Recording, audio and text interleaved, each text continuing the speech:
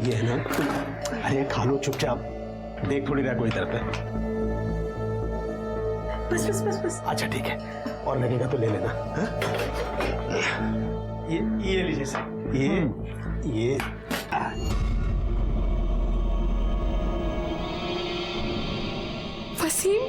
वसीम ने बिना हलाला के मेरे साथ ये गंदी हरकत की। वसीम उठिए। वसीम, हम बात नहीं आएंगे ना अपनी पुरानी हरकतों से? बिना हलाला के आपने मेरे साथ नींद में ये गंदी हरकत। अरे कौन सी हरकत, मैंने क्या किया है? मैं तो ये खाते पीते सो चुका था, अब तुम्हारे जगाने पे तो जागा हूँ। तुमने नहीं किया तो फिर किसने मेरे साथ?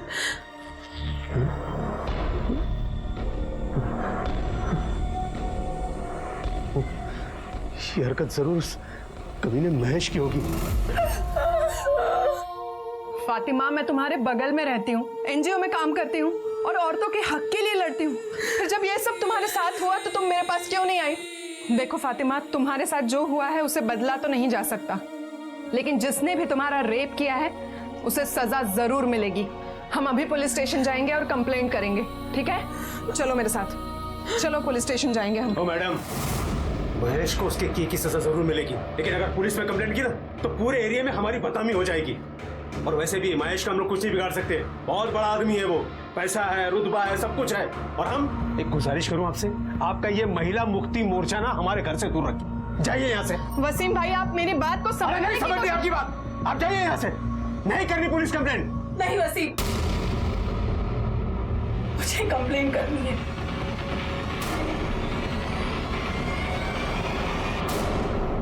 मैम, ये फातिमा है, हमारे एरिया में ही रहती है, इसके साथ रेप हुआ है।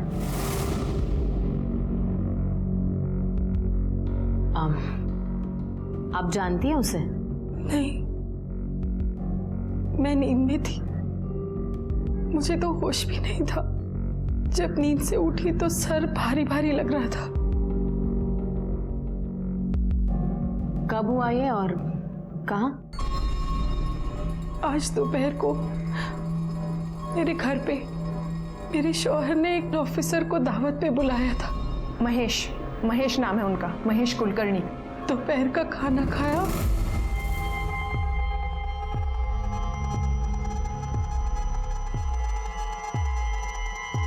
तो पता नहीं बेंधा नींद आने लगी। मैं जाकर भी अपने आप को जगा नहीं पा रही थी। मुझे बहुत नींद आ रही है, मैं थोड़ी देर सोने जा रही हूँ। बिरयानी रखी है अंदर, ले लीजिएगा। जाकर अपने कमरे में सो गई और जब उठी तो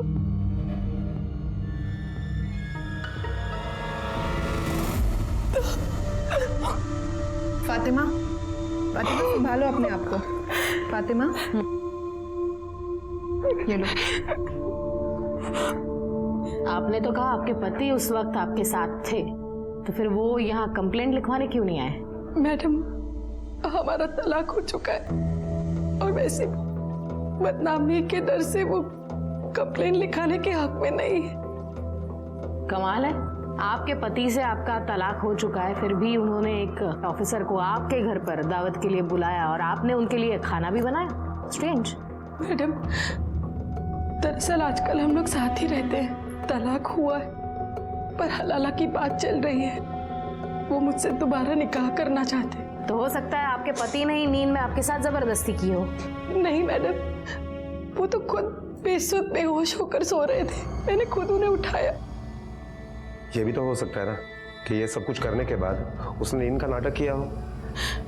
नहीं, वसीम ऐसा नहीं कर सकते। हलाला की बात निकाह से पहले ये सब करना गुनाह है। मुझे पूरा यकीन है महेश साहब ने मेरे साथ ये गलत हरकत की है।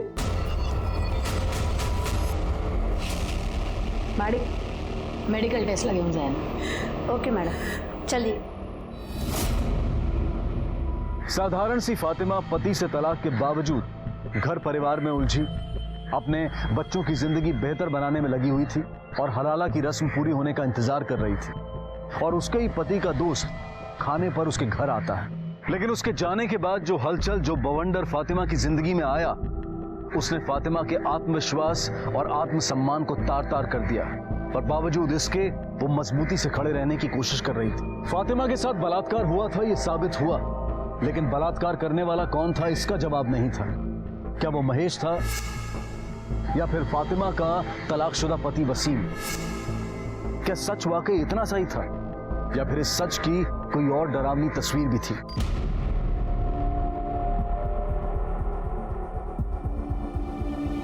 ये फातिमा का ही घर है ना? जी अम्मी का ही है। बेटा हम मुआवना करने आए, आप थोड़ा वहां खड़े रहना और किसी भी चीज को हाथ मत लगाना।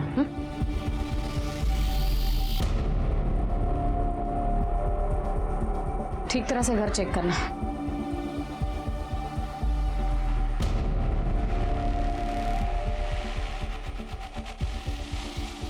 मैडम। हाँ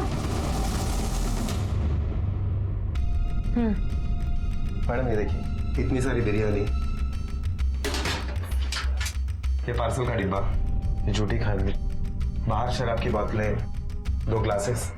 मुझे लगता है कि फातिमा सच बोल रही है और हो सकता है कि इसी खाने में नींद की दवाई मिलाई गई हो और शायद उसी बेहोशी की नींद में महेश ने या फिर खुद वसीम ने उस पर रेप किया हो।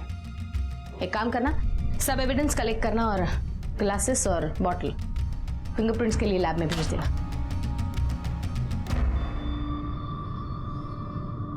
अब्बू।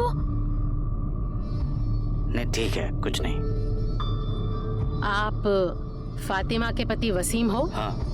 तो अब तक कहाँ थे? वो अबू को मैं डॉक्टर के यहाँ लेके गया था। इनके पेट में बहुत दर्द हो रहा है और उल्टियाँ बार बार हो रही हैं। डॉक्टर ने बोला है कि फूड पॉइजनिंग हुआ है। अच्छा, बताइए आपके साथ और कौन कौन था यहाँ जिसने ये खाना खाया और शराब पी? वो ऑफिसर है ना महेश, वो थे। दरअसल हमारे पापा जी का ठेला लगता है हमारा, वहाँ हफ्ता वसूली करता है वो। अब ठेला बचाने के लिए ऐसे ही छोटी मोटी दावतें करनी पड़ती हैं उनके लिए, और होटल में ले जाके नहीं खिला सकते, बहुत पैसा लगेगा, इसलिए एक घर में ही कम में कर लेते हैं। अगर मुझे पहले पता होता कि वो फातिमा के साथ ऐसा कुछ करेगा ना। आपको कैसे पता उसने ऐसा किया? आप भी तो हो सकते हैं। देखिए, मानता हूँ कि फातिमा के साथ मेरा तलाक हो गया है, लेकिन वो मेरी बीवी है, और अगर मैंने किया होता तो मेरे खिलाफ कंप्लेंट करती ना। पता चलेगा किसने क्या किया और क्या नहीं। पाटिल, इनका मेडिकल टेस्ट कराओ। साहब, वो महेश साहब का क्या है ना, वो सबको ही दुखी करते हैं, सबसे हफ्ता लेते साहब। पर साहब वसीम भाई भी इतने शाने हैं ना, महेश साहब को 1 रुपया नहीं देते थे, पूरा पैसा दारू में उड़ाते थे। पर महेश भी कम चिंती नहीं था साहब, वो बराबर वसीम के पीछे लगा हुआ था। वसीम को स्टॉल बेचना नहीं था साहब, और वो महेश को पैसा भी नहीं दे पा रहा था। पता नहीं वसीम क्या सोच के बैठा था। मैडम, फातिमा और वसीम इन दोनों की मेडिकल रिपोर्ट आ गई है, और इस रिपोर्ट के मुताबिक फातिमा के बॉडी में जो सीमेंट पाए गए हैं वो वसीम के सीमेंट से मैच नहीं हो रहे। मतलब वसीम और फातिमा के शारीरिक संबंध नहीं हुए? हाँ मैडम, और स्टार्टर में जो इन दोनों ने चिकन चिली खाई थी उसमें नींद की दवाई मिलाई गई थी। दोनों की ब्लड रिपोर्ट में उसके ट्रेसेस पाए गए हैं। ज्यादा वसीम को पैसों की जरूरत थी, कहीं ऐसा तो नहीं कि पैसों के लिए या फिर महेश का हिसाब चुकता करने के लिए वसीम ने ही अपनी बीवी फातिमा का सौदा किया हो, या फिर महेश की नीयत बिगड़ गई।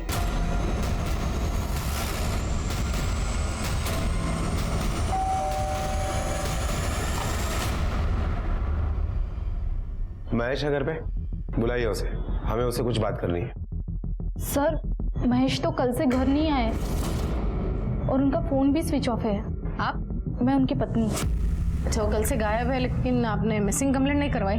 हाँ, इसी एरिया के पुलिस स्टेशन में करवाई थी, और मैं लेके आती हूँ, आप अंदर आइए ना। ये मिसिंग कंप्लेंट की कॉपी।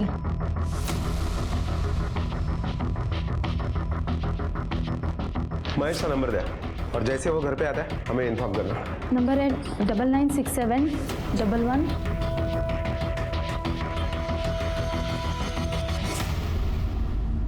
महेश का नंबर ट्रेस करो और चेक करो उसकी लास्ट लोकेशन क्या थी। और वसीम ने चिकन चिली कहाँ से ऑर्डर किया था? साजिद के होटल से।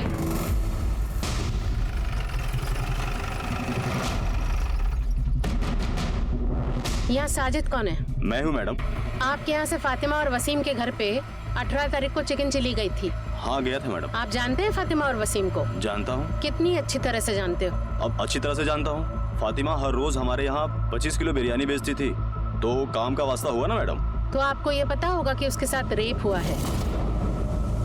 नहीं। और आपके यहाँ से जो चिकन चिली गया है उसमें नींद की दवाई मिलाई हुई थी। देखिए मैडम, ये सब के बारे में मुझे कुछ भी नहीं मालूम है। कहीं ऐसा तो नहीं आप ही ने मिलाई और बाद में जाके फातिमा के साथ ये हरकत की हो? देखिए मैडम, मैं सच कह रहा हूँ, मैंने कुछ भी नहीं किया है। पाटिल, या ना मेडिकल टेस्ट साठी घेऊन जा। Okay madam. देखिए मैडम, मैं कुछ नहीं किया। मेरी बात जो बोला है उतना ही कर, चल। देखिए सर, मैं कह रहा हूँ मैंने कुछ नहीं किया। फातिमा, कैसी है तू? सुना तेरे बारे में, सुन के बहुत बुरा लगा। मतलब समझ में नहीं आता कि कोई इतनी उम्र वाली औरत के साथ क्या जाने कैसा आदमी होगा वो, जो कहीं तूने जाने अनजाने में उससे कुछ इशारा नहीं किया ना? आप यहाँ अम्मी को हमदर्दी देने आई है या उनके जले पे नमक छिड़क रही है? आपकी झूठी हमदर्दी ना अपने पास रखिए। जाइए अपना काम करिए, जाइए। फातिमा, अंदर आओ।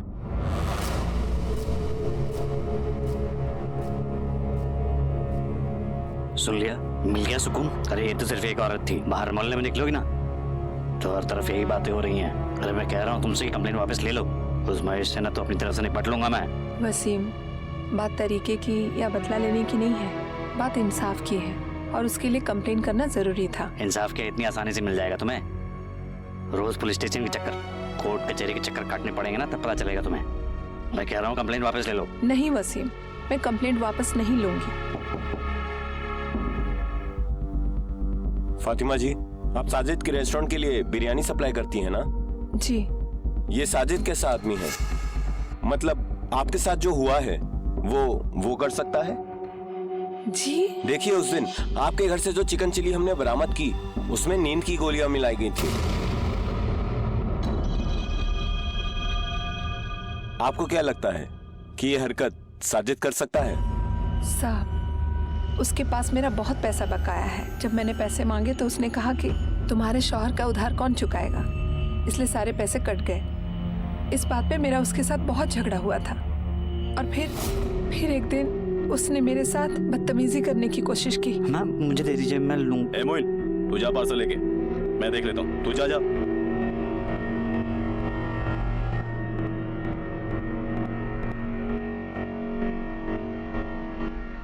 दाद देता हूँ आपकी हिम्मत का। कैसे कर लेते हैं ये सब आप अकेले? अरे वसीम जैसे शौहर पे तो लानत है, सारा बोझ आपके कंधे पे डाल दिया उसने। देखिए, मुझे आपसे बहुत हमदर्दी है। आप अपने आप को अकेला मत समझिए, मैं हूं आपका अकेलापन दूर करने के लिए। तुम्हें कभी किसी चीज की भी जरूरत पड़े मेरे पास आ जाना, ठीक है? ये पैंतरे ना किसी और पर आजमाना। मुझे जरूरत नहीं है किसी फरिश्ते की।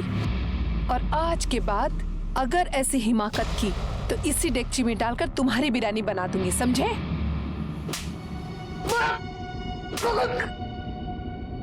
अरे वसीम ने तुझसे पैसे उधार लिए थे और वो तुझे वो रिटर्न नहीं कर पा रहा था, तो वो पैसे वसूलने के लिए तूने उसकी बीवी फातिमा के साथ गलत हरकत करनी चाहिए। लेकिन जब उसने इनकार किया तो जबरदस्ती तूने उसके ऊपर अपनी मर्दानगी साबित की, है ना? खुदा कसम साहब, कोई माजरा नहीं था। फातिमा को गलतफहमी हो गई थी, मेरी हमदर्दी को वो गलत समझ बैठी। उसने इतराज किया ना, उसके बाद से तो मैंने उसकी मदद करनी ही छोड़ दी। मैं सच कह रहा हूँ। चलिए, हमदर्दी का लेवल तो हम लोग बाद में पता कर लेंगे। पहले बता, महेश के साथ तेरा क्या वास्ता था? महेश भाई से मेरा कोई वास्ता नहीं है। अच्छा ठीक है, बता फातिमा के घर उस दिन चिकन चिली का पार्सल लेकर कौन गया था? पार्सल? हाँ, वो मेरा डिलीवरी बॉय है ना, मोइन। मैं पार्सल लेके गया था मैम, पर मैंने कुछ नहीं किया। पार्सल में नींद की दवाई तूने अपनी मर्जी से मिलाई थी या फिर वसीम, साजिद या महेश के कहने पर? मैंने कुछ नहीं, मैंने कोई दवाई नहीं मिलाई साहब। पाटिल, मेडिकल टेस्ट साठी घेऊन जायला। हो मैडम। जादव, महेश का हाथ लगना बहुत जरूरी है। शायद वही बता सकता है कि खाने में नींद की दवाई किसने मिलाई।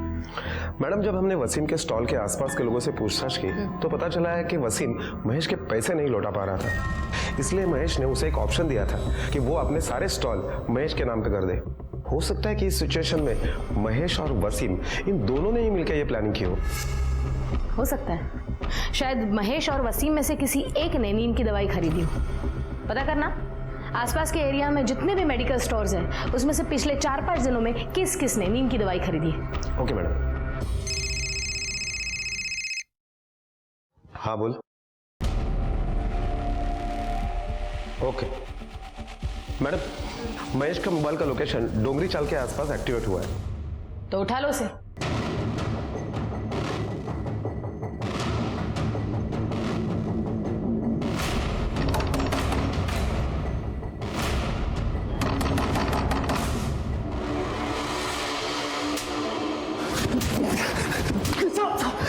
सब बता दो।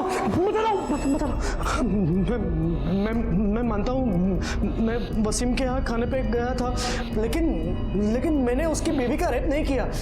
मुझे कुछ नहीं पता। तो सिर्फ तेरे खाने में नींद की गोली क्यों नहीं थी? वो वसीम मुझे फंसाने की कोशिश कर रहा है। उस दिन स्टार्टर खा के मैं चुपचाप चला गया था वहां से। उसके बाद क्या हुआ मुझे कुछ नहीं पता। तुझे कुछ नहीं पता तो तू गायब क्यों हुआ था? फोन क्यों बंद था तेरा? वो उस दिन में ही वसीम ने मुझे शराब पिलाई थी। 2 पैक होने के बाद ही मेरा सर दर्द करने लगा, इसलिए मैं वहां से मेरे ससुर का डोंगरी में घर है वहां चला गया था। खाली है वो घर और उसकी एक चाबी मेरे पास है। वहीं पे था मैं, चार्जर नहीं था, फोन बंद पड़ा। दूसरे दिन मैं उठा तो मेरा फोन स्विच ऑफ था। नया चार्जर लेके फोन चार्ज किया, तब मुझे घर से ये बात पता चली कि ये सब हुआ है। इसलिए डर के मारे मैंने फोन बंद कर दिया और वही डोंगरी में छुपा रहा। मैंने कुछ नहीं किया। मार्टिन, मेडिकल टेस्ट लगे होंगे। हो मैडम, चल। मैडम, महेश के कॉल रिकॉर्ड के हिसाब से उस दिन वो वसीम के घर पे 2:30 बजे तक था और उसके बाद 5 किलोमीटर दूर वो चाली में था। वो 3 दिन तक वहीं था। कहीं ऐसा तो नहीं कि महेश के जाने के बाद किसी और ने ही ये रेप किया हो सकता है, लेकिन महेश के मेडिकल रिपोर्ट्स आने तक कुछ नहीं कहा जा सकता। अगर महेश का सीमन और फातिमा के बॉडी पे मिला हुआ सीमन मैच होता है और डोर पे महेश के फिंगरप्रिंट्स मिलते तो डेफिनेटली रेप महेश ने किया है। लेकिन ये सब महेश के रिपोर्ट्स आने के बाद, तब तक if and buts, get the reports. Okay ma'am.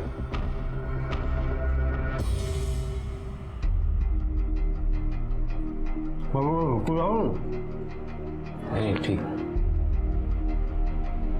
भाभी, मैं अंदाजा लगा सकता हूँ कि आपकी क्या हालत है, पर वही तो हमेशा मुंह लटका के बैठे रहते। इसकी वजह आप हैं भाईजान। ना तो आप महेश को घर पे बुलाते, ना ये हादसा होता। उसको बुलाने की वजह तुम जानते हो ना सलीम।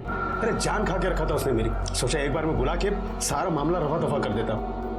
और वैसे भी मैं इसे छोड़ तो नहीं रहा हूं ना, पर ये कंप्लेंट करके ना। ठीक किया इन्होंने, बिल्कुल सही किया। तो भाभी आपको घबराने की कोई जरूरत नहीं है। हम महेश को सजा दिलवा के रहेंगे। उससे क्या होगा? इसकी इज्जत वापस आ जाएगी। भाईजान, आप जरा सोच समझ के बोला कीजिए। आपको भाभी का सहारा बनना चाहिए और आप उल्टा उन्हीं के खिलाफ हैं। भाभी, हम ही केस ऊपर तक लड़ेंगे। महेश होगा बड़ा आदमी, पर ये आपका हक है, आपको इंसाफ मिलेगा। ठीक है, तुम लोगों को जो करने का ना वो करो, लेकिन ये महेश मेरे को नजर आ गया ना, वहीं के वहीं मार डालूंगा, उसके जान ले लूंगा उसके। भाईजान, हमें लड़ाई कानूनी तरीके से लड़नी चाहिए, आपकी तरह नहीं। मैडम, फिंगरप्रिंट्स की रिपोर्ट आ गई है। रिपोर्ट के मुताबिक वसीम के घर पे शराब के जो ग्लासेस पाए गए हैं उसके ऊपर के फिंगरप्रिंट्स, बेडरूम के दरवाजे के ऊपर के फिंगरप्रिंट्स महेश के फिंगरप्रिंट से मैच हो रहे हैं। लेकिन ताज्जुब की बात तो यह है कि फातिमा के बॉडी में जो सीमन पाया गया है उससे महेश का सीमन मैच नहीं होता है। मतलब महेश बेडरूम तक तो गया था, लेकिन उसने फातिमा का रेप नहीं किया। साजिद और मोइन के मेडिकल रिपोर्ट्स आए? हाँ मैडम, इन दोनों के भी सीमन फातिमा के बॉडी में जो सीमन पाया गया उससे मैच नहीं हो रहा है। साजिद नहीं, मोइन नहीं, महेश नहीं, तो फिर और कौन? मला वाटतं आपण काहीतरी मिस करतोय। फातिमा और वसीम की बैकग्राउंड फिर से चेक करना, छोटी से छोटी डिटेल निकालना, क्विक। 18 तारीख की दोपहर को वसीम के घर पे किसी को आते जाते देखा है? नहीं साहब। ये वसीम आदमी कैसा है? आदमी क्या साहब, बवाल है बवाल। 1 नंबर का दारूबाज और जुआर आदमी है साहब। पता नहीं कितने लोगों का कर्जा सर पे लेके घूमता है। मुझे तो लगता है साहब कि उसने खुद ही अपनी बीबी का सौदा किसी के साथ किया हो। वसीम ऐसे कर सकता है? साहब, जुए की लत आदमी से कुछ भी करवा सकती है। कल मैं 1 मिनट के लिए बाहर आई थी, तब मैंने देखा था खाने का पार्सल लेके एक आदमी दरवाजे पे खड़ा था।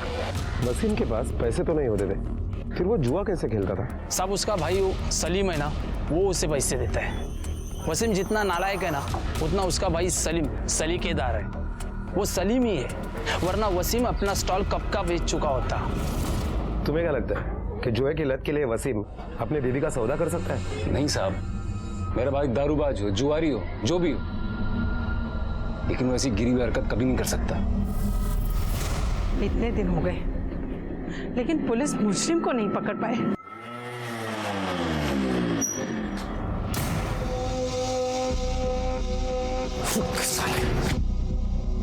वसीम भाई, तुम मुझे जानबूझ के फंसा रहे हो, क्यों? क्या बिगाड़ा है मैंने तुम्हारा? मेरी बीवी के साथ जबरदस्ती किया तूने? मैंने कुछ नहीं किया है, बल्कि तुम्हारे इस झूठी केस की वजह से मेरी नौकरी चली गई है। देखो, अच्छे से बोल रहा हूँ, ये केस वापस लो, नहीं तो अच्छा नहीं होगा।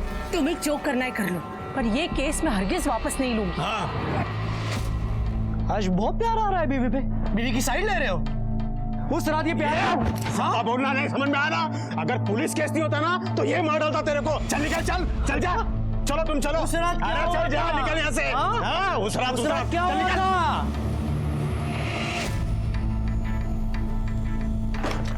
वसीम, वो किस रात के बारे में बात कर रहा था? क्या बात कर रहा था वो?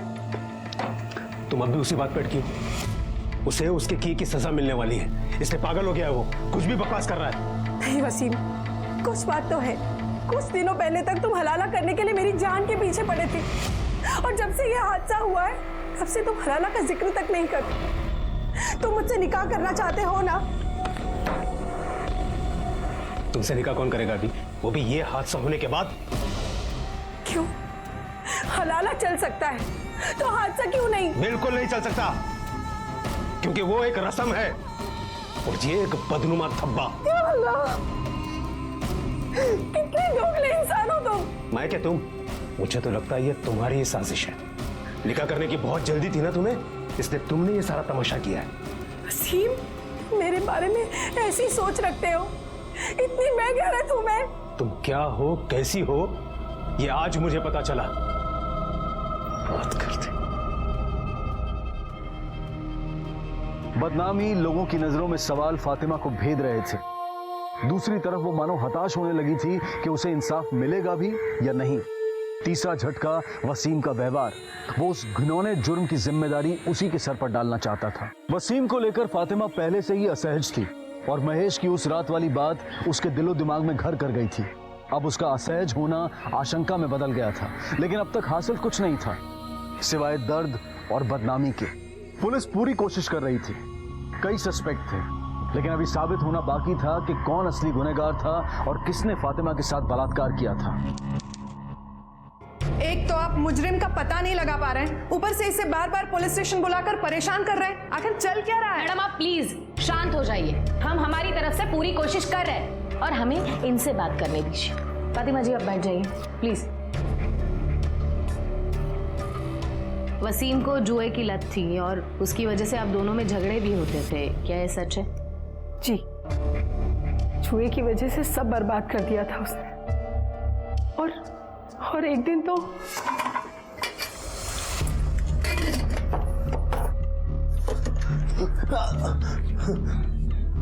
ये क्या कर रहे हैं आप? ये पैसे मैंने जोया और इमरान की पढ़ाई के लिए जमा किए, ना कि आपका जुआ खेलने के लिए। दीजिए मुझे, दीजिए, दीजिए मुझे पैसे, दीजिए। अरे रुकिए, रुकिए, पैसे दीजिए मुझे। छोड़ बोला ना, दीजिए, पैसे दीजिए।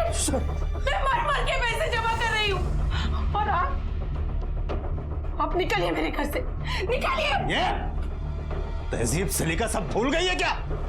नहीं जाऊंगा इधर से। ज्यादा बकवास की ना तो उठा के। भाईजान, क्या कर रहे हैं आप? अब चलिए यहाँ से। अरे आप आइए मेरे साथ, छोड़िए, चलिए।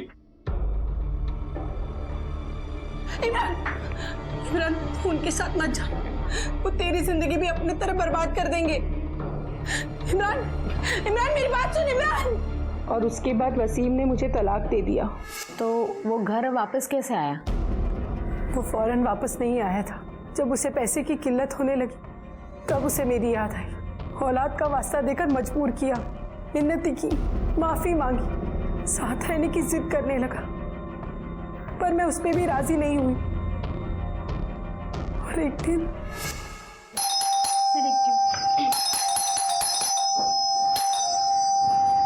अम्मी, अम्मी अब्बू की तबीयत बहुत खराब है। अम्मी प्लीज आप मेरे साथ चलिए, अब्बू को आपकी जरूरत है। अम्मी प्लीज अम्मी मेरे साथ चलिए। इमरान, मैं कहीं नहीं जाऊंगी और उस आदमी के यहाँ तो कतई नहीं। अम्मी प्लीज प्लीज मेरी बात मानिए, अब्बू को आपकी जरूरत है और चाचू भी घर पर नहीं है। अब्बू अकेले, और अब्बू के लिए तो मेरे लिए और जोया के खातिर प्लीज चलिए। हाँ अम्मी चलते हैं ना, मुझे भी अब्बू की बहुत फिक्र हो रही है, क्या मालूम किस हालत में होंगे। चलिए ना अम्मी। अम्मी अम्मी अब्बू अब्बू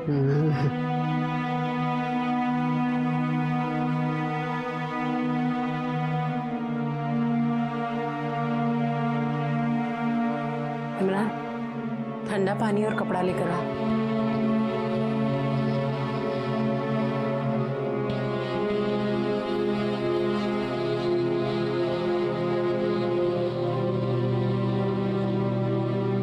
फातिमा, मैंने तुम्हारे साथ क्या क्या नहीं किया और तुमने फिर भी मेरा साथ दिया। मैं अपने किए पे शर्मिंदा हूँ फातिमा,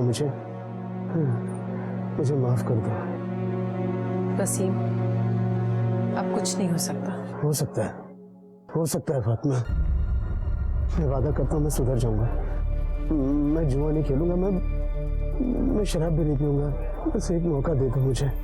मैं जानती थी उनकी जुआ खेलने की लत कभी नहीं जाएगी, वो कभी नहीं सुधरेंगे, इसीलिए मैं उनसे सुलह नहीं कर रही थी। पर एक दिन मुझे महसूस हुआ कि मुझे शौहर की जरूरत हो ना हो, जोया को बाप की जरूरत है। उसके बाद मैंने फैसला किया कि मैं अपने लिए नहीं पर अपनी औलाद के लिए वसीम को एक मौका जरूर दूंगी। इसीलिए पिछले 6 महीने से हम साथ रह रहे हैं और वसीम में तब्दीली आई भी। उसकी जुए की लत छूटने लगी, एक जिम्मेदार शौहर और बाप होने की कवायद करने लगा। पर फिर एक दिन ये मनहूस दिन आ गया जिस दिन मेरे साथ पर कुछ दिनों से उसका बर्ताव बहुत अलग है। पहले तो वो हमेशा निकाह और हलाला की बात करता था, लेकिन आजकल नजरअंदाज करता है। शायद महेश ने मेरे साथ ऐसा किया इसलिए। महेश ने आपके साथ कुछ नहीं किया, सबूत है हमारे पास। फिलहाल आप जा सकती है, केस में कुछ डेवलपमेंट हुआ तो definitely I will get back to you. चलो फातिमा, चलो। इमरान, तुम्हारे अब्बू कहाँ हैं? इमरान, मैं तुमसे कुछ। इमरान, 2 पाव देना।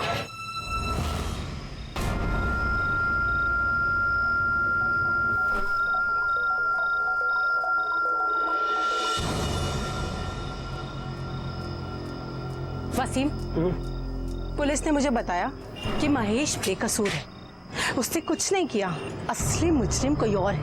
महेश ने ये तो फिर दूसरा कौन हो सकता है? ये तो तुम ज्यादा अच्छे से जानते होंगे ना, क्योंकि चिकन चिली तुमने मंगवाया था और उसमें नींद की दवाई थी। तुम कहना क्या चाहती हो? यही कि कहीं ये सब तुम्हारे इशारे पर तो नहीं हुआ। क्या पक रही हो तुम? वक्त नहीं रही हूँ वसीम, तलाक के बाद भी तुमने 2 बार मेरे साथ जबरदस्ती की, तब मैं कुछ नहीं बोली, लेकिन अब बर्दाश्त नहीं करूंगी। अगर इस सब में तुम्हारा हाथ हुआ ना तो मैं तुम्हें छोड़ूंगी नहीं। मैडम, पता चला है कि वसीम जिन लोगों के साथ जुआ खेलता था उनके नाम है महेश, साजिद और चाल का मालक संपतराम। मैडम, और एक बात पता चली है, ये वसीम जिस एरिया में रहता है उसी एरिया में एक जावेद नाम का चरसी आदमी रहता है। ये सब लोग मिलकर उसके घर पर ही जुआ खेलते हैं। मैडम, मोहिना और साजिद के मोबाइल लोकेशन आ गए। उसके मुताबिक मोहिन का मोबाइल लोकेशन 4 मिनट के लिए वसीम के घर पे एक्टिवेट था। उसके बाद पूरा दिन होटल में था। अच्छा, मतलब वो वहाँ पर रुका नहीं? नहीं मैडम। और साजिद? मैडम, साजिद के मोबाइल के लोकेशन के मुताबिक वो पूरा दिन सुबह से लेकर शाम तक होटल पर ही था। वो तो वसीम के घर के आसपास भी नहीं गया। हो सकता है ये उन दोनों के प्लानिंग का हिस्सा हो, लेकिन सबसे पहले हमें जावेद की खबर लेनी पड़ेगी। तू ही जावेद है ना रे? जी जी सर। तेरे यहाँ पे ही जुआ खेलते थे ना? अरे नहीं मैडम, वो तो इसी टाइम पास के लिए पत्ते खेलते बगैर पैसे के। हाँ। अच्छा, अब सच सच बोल दे। बहुत हो गया तेरा नाटक। तेरी पूरी कुंडली निकाली है मैंने। ऑफिसर महेश कुलकर्णी भी आता था ना तेरे पास जुआ खेलने के लिए? जी जी मैडम। उसका और फातिमा का कुछ लफड़ा था, बोला था तेरे को कुछ? फातिमा के रेप केस के बारे में कुछ जानता है? मैडम मैं खाली एक ही बात जानता हूँ, मंगता तो वो बता देता हूँ, पर मेरा नाम किधर नहीं आना मंगता। बोल। उस दिन वो फातिमा का पति वसीम भाई मेरे पास आया था जुआ खेलने।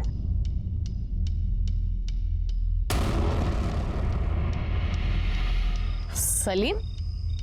सलीम भी जुआ खेलता है? जी जी। वसीम जुआ खेलता है? हाँ सर। और तुम? मुझे ये सब पसंद नहीं है, इसलिए कभी नहीं खेलता। सलीम ने हमें झूठ क्यों बताया कि वो जुआ नहीं खेलता? और कौन कौन था? और हमारे वो चाल का मालिक संपत राव भी था। ये लो लाओ इधर, आज अपन का दिन है भाई लोग, संभल के। ये लो, आज सबको कंगाल करके छोड़ूंगा मैं। पहले चाल चल वसीम, देखते हैं आज कौन किसको कंगाल करता है। ये ले, सबसे बड़ा दाव, अहमद।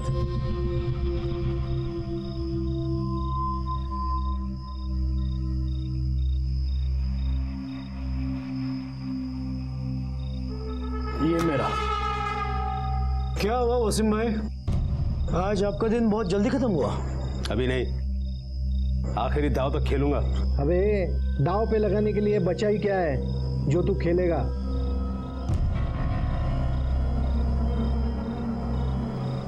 अरे निकलेगा भी, देख कैसे।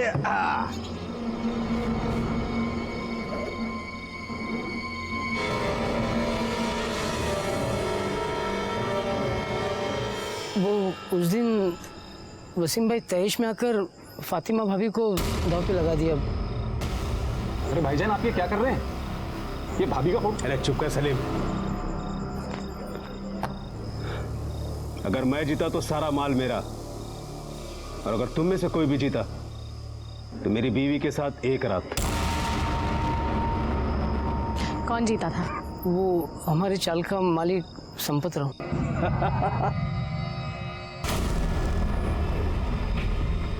3 बेगम।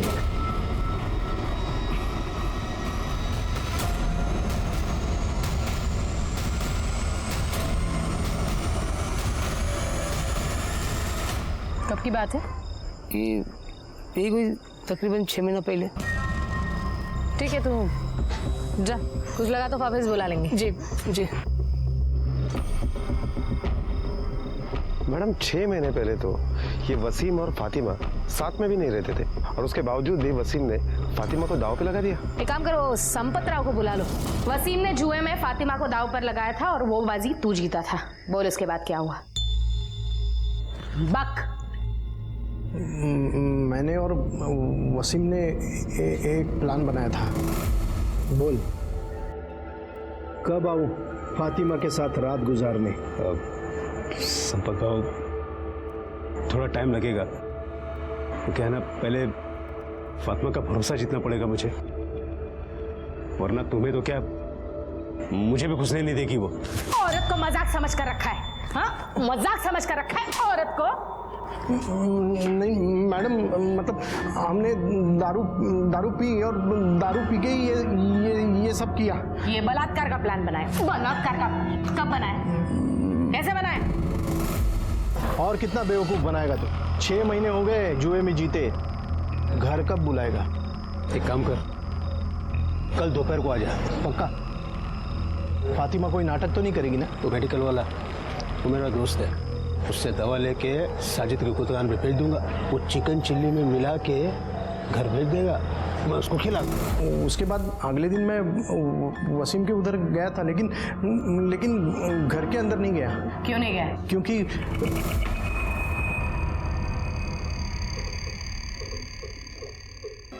उसके बाद मैं अपने घर चला गया। शाम को मुझे पता चला कि फातिमा का बलात्कार हुआ है। मैं डर गया।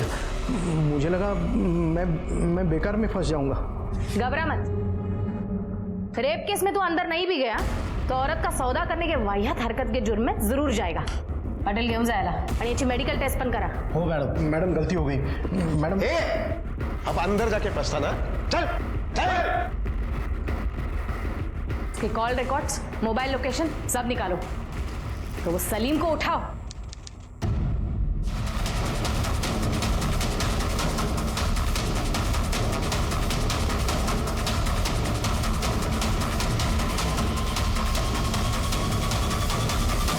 कहाँ भाग रहा था? मैं भाग नहीं रहा था मैडम, मैं तो कुछ जरूरी काम से जा रहा था। अच्छा, अब कहीं जाने की जरूरत नहीं है तुझे। तेरे खिलाफ सबूत है हमारे पास। संपत राव ने सब बता दिया है। उस दिन दोपहर को तू फातिमा के घर पर गया था और 5 मिनट से ज्यादा टाइम रुका था।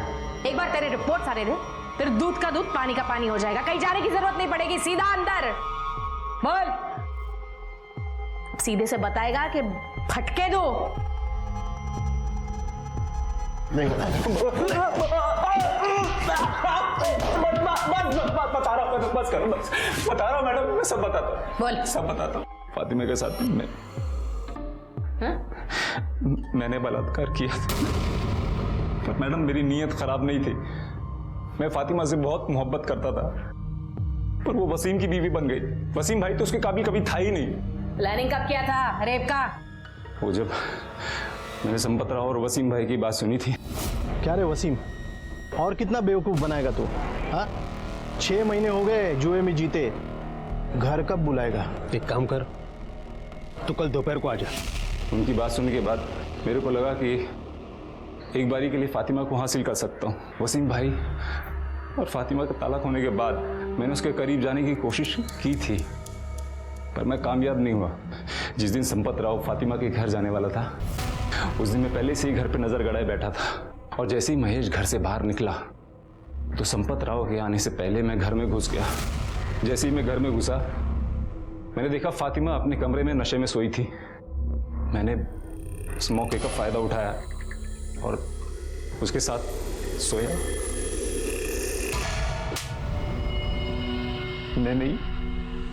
मैंने वसीम भाई को जुआरी बनाया। उसको जुआ खेलने के लिए पैसा देता था ताकि वो शराब और जुए की लत में हमेशा उलझा रहे, और उसका स्टॉल और फातिमा को मैं हासिल कर लूं।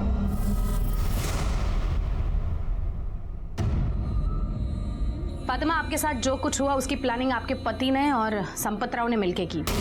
आपके पति जुए में संपत राव से आपको एक रात के लिए हारे थे।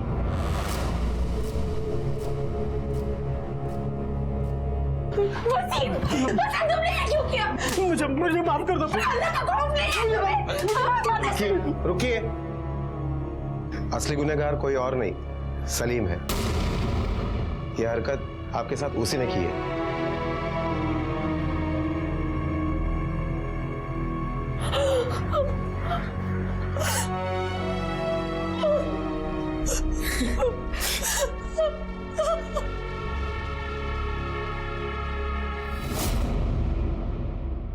सलीम ने अपनी बुरी मंशा को मोहब्बत का नाम दिया। वो मोहब्बत जो सिर्फ शारीरिक संबंध बनाने के ख्वाब सजाती थी। उसने फातिमा को इंसान नहीं समझा, बल्कि सिर्फ दिल खुश करने और अपनी नीच ख्वाहिश को पूरा करने की एक वस्तु मान लिया था। वसीम इससे भी कई दर्जे नीचे था, जिसके लिए फातिमा सिर्फ एक मुनाफे की चीज थी। इनके अलावा संपत राव, साजिद, महेश, ये सब समाज के वही किरदार हैं जिन्हें औरत सिर्फ शरीर का सुख भोगने की एक चीज लगती है। फातिमा इनसे लड़ी, लोगों के तानों के बावजूद डट कर खड़ी रही और इंसाफ का अपना हक लेकर रही। बेशक कड़े कानूनों की जरूरत है, लेकिन उसके साथ साथ समाज में औरत के प्रति पुरुष की मानसिकता बदलने की भी उतनी ही जरूरत है। इसी विचार के साथ अब मैं अनूप सोनी आपसे विदा लेता हूं। फिर मुलाकात होगी अगले एपिसोड में एक और चौंका देने वाले केस के साथ। तब तक अपना और अपने परिवार का ख्याल रखें और देखते रहें क्राइम पेट्रोल सिटी क्राइम्स। सबक एक को, सीख हम सबको। जय हिंद।